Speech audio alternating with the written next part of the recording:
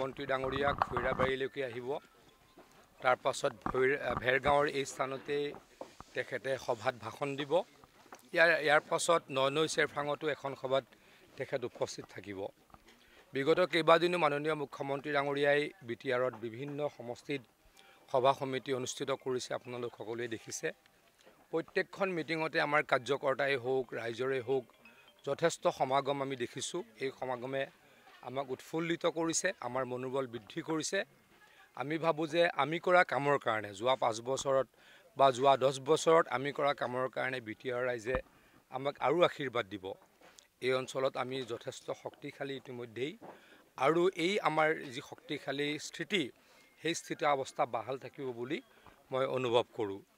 মই আগতেও কৈছোঁ, আজিও কওঁ, মাননীয় মুখ্যমন্ত্ৰী ডাঙৰীয়াই প্ৰত্যেক বছৰে বিটিআৰে যিখিনি টকা পায় তাৰ উপৰিও 500 কোটি টকা ৰাস্তাৰ কাৰণে দিয়ে, আৰু অসম মালাৰ ৰাস্তাটো বেলেগেই। মই যোৱা 4.5 বছৰত বিটিআৰলৈকে SOPDৰ টকা, যি টকা আমি বিটিআৰক দিব নালাগে, সেইখিনিও আনিলোঁ। 650 কোটি টকা যোৱা 4.5 বছৰত জলসম্পদ বিভাগৰ পৰা বিটিআৰলৈকে দিয়াৰ ব্যৱস্থা কৰিছোঁ। অকল মই নহয়, প্ৰত্যেকজন মন্ত্ৰীয়ে, অসম চৰকাৰৰ প্ৰত্যেকজন মন্ত্ৰীয়ে বিটিআৰক আপোনভাৱে চাই, ভাল দৃষ্টিৰে চাই আৰু কাম কৰিছে।